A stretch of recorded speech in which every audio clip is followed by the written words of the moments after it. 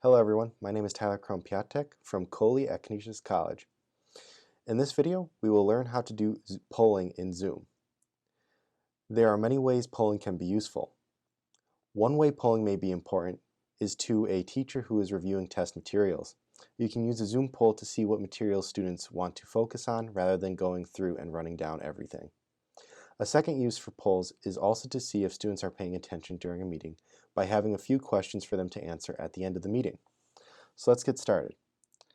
I will be using the Zoom desktop application for the second part of this video. However, the first thing I need to do is activate Zoom polls for my account. So I will have to go to canisius.zoom.us and sign in. I'm already at canisius.zoom.us and I'll just click on sign in. From there, you might be at either profile or meetings, wherever you left off at the last time you were here on your Zoom website. However, I need to go to settings right here underneath recordings. The next thing I need to do is I need to click on In Meeting Basic, and then I need to find polling,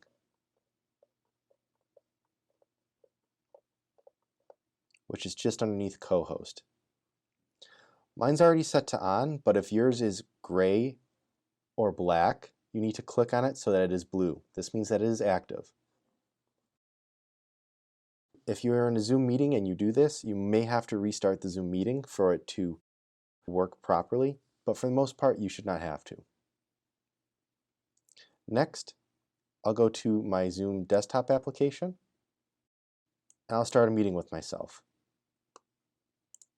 Next to share screen, there's an icon that says polling. I'll click on that, which will take me to this window that says polls. I can either click on the edit button in the upper right hand corner or click on add a question. I'll click on add a question. Going with my first scenario of the professor who is interested in seeing what their students want to focus on for a review, I'll put in a name for this poll as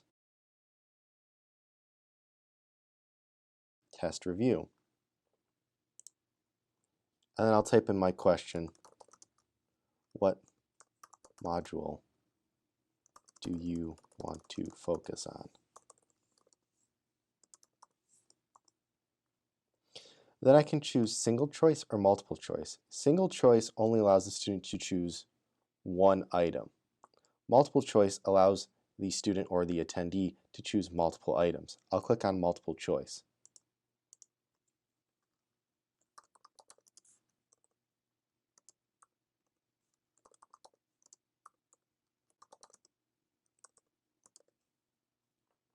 I can have up to 10 different answer options. If I need to delete the question, I can hit delete. And I can also add a question by clicking on add a question.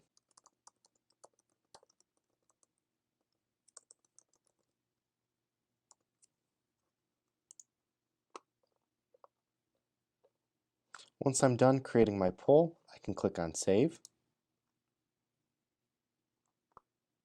And then go back to my Zoom meeting. I can click on polling and then click on launch poll.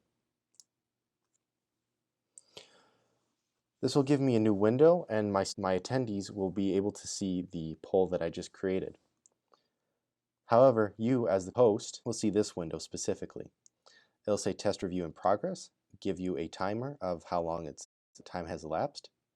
Attendees are now viewing questions, and it'll let you know out of how many students, currently there are no other attendees in my meeting, have voted already, and the percentage of the whole.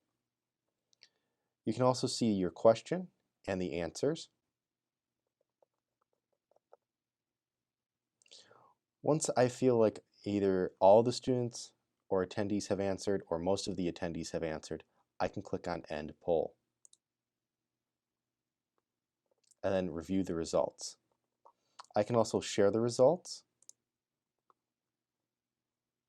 to the attendees and talk about the results, and then I can click on Stop Sharing the Results. Once I'm done, I can exit out of this. If you need the polling results for later use, You can go to your website here, go to Reports at the bottom here, go to Meeting,